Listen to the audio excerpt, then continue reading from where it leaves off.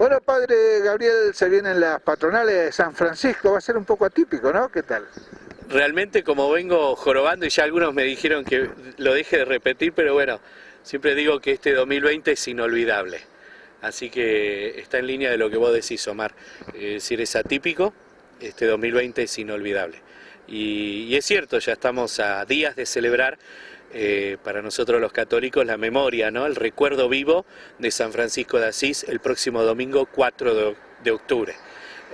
Y nosotros acá en el partido de Pilar, todo el camino que venimos haciendo en la jurisdicción de la parroquia, ¿no? De la parroquia de Nuestra Señora de la Paz y San Francisco de Asís, que hace poco, ya hace casi 2 años, hemos sido declarados por el Consejo Deliberante como localidad de Pilar, ¿no? Una nueva localidad junto a otras 3 más, y la localidad se llama San Francisco, así que estamos doblemente alegres y el desafío, ¿no? De vivirlo como iglesia católica, pero también en medio de esta localidad, San Francisco, en la cual convivimos un montón de otras religiones, otras miradas, pero el espíritu de San Francisco es, en definitiva, hoy por hoy, ¿no? Una de las cosas lindas que tiene este santo católico es que es universal. ¿A qué me refiero? Trasciende las fronteras de la Iglesia Católica. Hay otros santos, hay un montón, pero como San Francisco te puedo nombrar, ponerle a la Madre Teresa de Calcuta.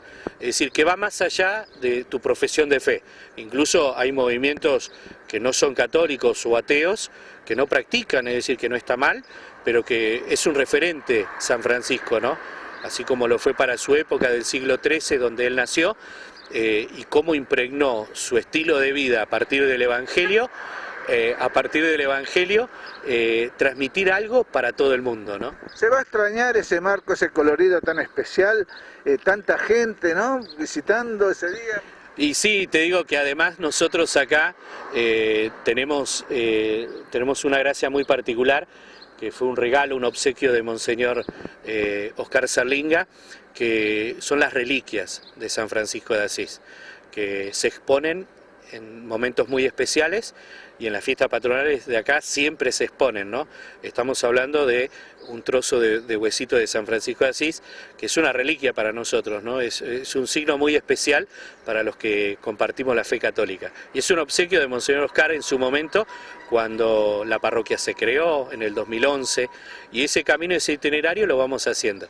Y es cierto, ¿no? Los días previos, las movidas de la procesión, los signos misioneros, y como muchos recordarán, quizás el año pasado, que fueron las primeras fiestas patronales como localidad, y eso hizo que el municipio se comprometiera más, que es lo que buscamos con el tema de la localidad, ¿no? Poder participar del presupuesto participativo y poder desde el Estado financiar la salud, la seguridad, el mantenimiento de las calles, ¿no? Y también, bueno, cuando se hace un festejo como esto, que es parte de la identidad de esta localidad, es decir, poder, lo que hizo el año pasado, ¿no? El escenario, realmente fue una fiesta que fue la primera y no va a ser la única. Hoy, como decís vos, va a ser todo virtual, como venimos haciendo desde que comenzó la pandemia. Pero eso no nos quita el entusiasmo, ¿no? Hay distintas movidas, todo de manera virtual, ¿no? Pero bueno, especialmente los quiero invitar a conectarse, los que ya conocen cuál es el Facebook de la parroquia, es todo junto, La Paz y Sanfra, así como suena, todo junto en minúscula, La Paz y Sanfra, separado parroquia. Y ahí vas a encontrar el Facebook de la parroquia, y ahí nosotros vamos a ir subiendo material, ¿no? Y un poco en respuesta que el desafío que está haciendo el Papa Francisco de que volver a conocer más la vida de San Francisco. Y como te decía hace minutos, ¿no? Es un santo que trasciende la figura, el límite de la Iglesia Católica, límite, por decirlo de alguna manera, ¿no? Hay mucha devoción y hay mucha referencia a su estilo de vida. Los movimientos ecologistas de este momento lo tienen como referente, los escritos, las oraciones, las canciones, es decir, los poemas, es decir, tantas cosas lindas que Dios a través de San Francisco nos ha regalado a la Iglesia Católica y a todo el mundo. Otro de los acontecimientos muy importantes, podemos decir, es la encíclica del Papa, ¿no? Exactamente, ahora el Papa está preparando ya una encíclica. La palabra encíclica significa escrito circular, esto desde el griego, ¿no? Del origen de la palabra. Y esto lo ha tomado la Iglesia Católica como un instrumento de transmitir un mensaje. Entonces los papas es un escrito súper importantes cuando lo hace un papa, por recordar algunas, ¿no? Es decir, Juan XXIII escribió muchas encíclicas sobre la doctrina social de la Iglesia, en un momento muy crucial con respecto al trabajo, a la dignidad del trabajo, a la igualdad social. En su momento también el Santo Papa Juan Pablo II con respecto a la vida, Benedicto también, y bueno, el Papa Francisco, esta va a ser la tercera encíclica. Es cierto que la primera, cuando él asume en el 2013, fue una encíclica a 4 manos, porque la había empezado Benedicto XVI y él la concluyó. Y después, propiamente, la primera encíclica del Papa Francisco, si hacemos un poco de memoria, es tomada también de San Francisco, Laudato Si, alabado sea el Señor. Y él invitaba a reflexionar sobre el cuidado de la naturaleza, la tierra como casa común. Y ahora, esta encíclica que hace referencia a vos, la va a firmar el 3 de octubre. Va a viajar a Asís, va a celebrar la misa y en la tumba de San Francisco va a firmar esta encíclica que tiene como nombre Hermanos Todos. Y se va a dar a conocer el 4 de octubre. Por eso también nosotros durante estos días queremos fogonear, queremos prepararnos espiritualmente para recibir esta encíclica, esta carta, este mensaje del Papa Francisco. No por nada él toma este nombre, ¿no? Y él mismo lo dijo en referencia a San Francisco de Asís. Por eso también a través de esta elección de nombre también nos está proponiendo a todos, en especial a los católicos, a volver a descubrir la riqueza que tiene San Francisco para todos, en especial para nosotros, ¿no? San Francisco es este joven alegre, juvenil, con un espíritu caballeresco del siglo XIII, como te decía. Y él era mamá católica, lo formó en la fe, el papá era una persona que tenía un comercio de telas y después fue incrementando su riqueza.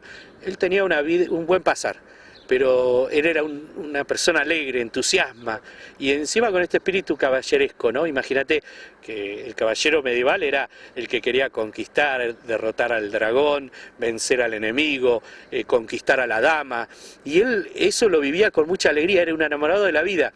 Y su biografía resalta eso, él era iniciador de fiestas, las animaba, es decir, era alguien que realmente enamorado de la vida y con alegría.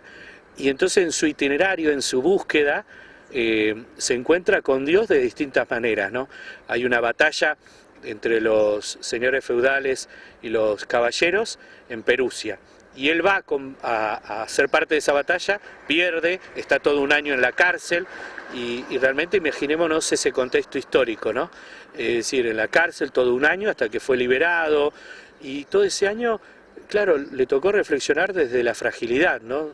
Desde ser vulnerable, porque él venía con un estado de vida holgado, y entonces empezar a pasar necesidad de hambre, frío, etcétera, lo hizo reflexionar que esas ganas de vivir por donde pasaba. Vuelve, en ese momento estaba también el Papa Inocencio III organizando las cruzadas para ir a Jerusalén a recuperar las tierras, la Tierra Santa. Él también se engancha en esa movida, pero después de Perugia está todo un mes, cuando vuelve de ese año, está todo un mes con una fiebre. Y ahí sigue reflexionando qué es lo que va a pasar. No pierde la alegría y no pierde las ganas de vivir, pero se pregunta qué es lo que Dios pide de él. Se quiere embarcarse para ir a las cruzadas, pero no va. Hay algo que lo detiene. Y empieza a reflexionar y a discernir qué es lo que Dios quiere de él. Y ahí comienza los pasos, ¿no? Que Dios mismo lo va a ir encauzando. Está conocido la capilla de San Damián, era un oratorio que él lo fue a reconstruir y empezó a escuchar la voz de Dios. Francisco, reconstruye mi iglesia. Y esto es súper importante, reconstruye mi iglesia.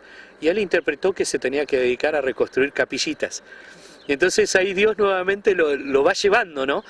Y hasta que entiende que esta elección de vivir el Evangelio es un mensaje para la iglesia en ese momento.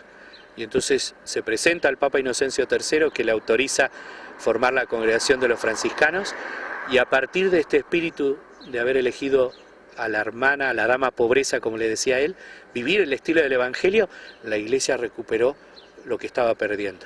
Estaba perdiendo credibilidad, estaba perdiendo impulso evangélico. También está el tema de la reforma y contrarreforma. Había muchos movimientos apostólicos que querían reformar la iglesia, pero no era el camino que Dios elegía. Dios eligió a Francisco para que a través del enamoramiento y la vida alegre en la pobreza diera un mensaje a toda la humanidad. creo que en eso también está este mensaje del Papa en la encíclica Hermanos Todos. El COVID, como te decía, no es que nos igualó a todos. El COVID ha sacado, para el que quiera, porque si querés podés seguir igual, pero acá hay un antes y un después. El COVID lo que hizo fue sacar de nuestra mirada, desvelar, ¿no? Correr el velo de que somos iguales. El virus lo podés tener estando en un country o en un barrio humilde. Es decir, podés ser un intelectual o un ignorante. Podés trabajar en una empresa multinacional o podés trabajar de albañil. Es decir, el COVID nos invita a reflexionar eso, ¿no? Y el Papa va a agarrar eso como eje, por eso el título de la encíclica, Hermanos Todos. Bueno, volvemos a reiterar, entonces va a ser virtual y cómo acceder. Bueno, a través del Facebook, La Paz y Sanfra, parroquia, vamos a estar transmitiendo meditaciones, reflexiones, conocer más sobre la vida de San Francisco, el contexto histórico. Ahí le pedí a la profesora Silvia Villamagna dar la mirada de historia. Le he pedido también al padre Osvaldo Monferrá, un sacerdote que va a hablar de doctrina social de la Iglesia, la referencia de lo que está aconteciendo, ¿no? El tema que va a estar incluido en la encíclica, ¿no? Todos los desafíos que tenemos por delante ante la diferencia social, es decir, y qué rol ocupa cada uno de nosotros para ser protagonista de la historia. Y también el doctor Juan Bautista González Saborido, que es un amigo, un hermano de la vida, es profesor del Salvador, también va a compartir una mirada desde la mirada social, ¿no? Y de la familia en torno a esto. Todo esto va a pasar de todos estos días a las 10 de la noche, lo vamos a transmitir, va a estar colgado, y el domingo, 4 de octubre, aquí vamos a transmitir en directo la misa a las 10 de la mañana. Así que esa va a ser la invitación y bueno, vamos a redescubrir en San Francisco la oportunidad de, como él, ¿no? La alegría y las ganas de vivir. Gracias a ustedes.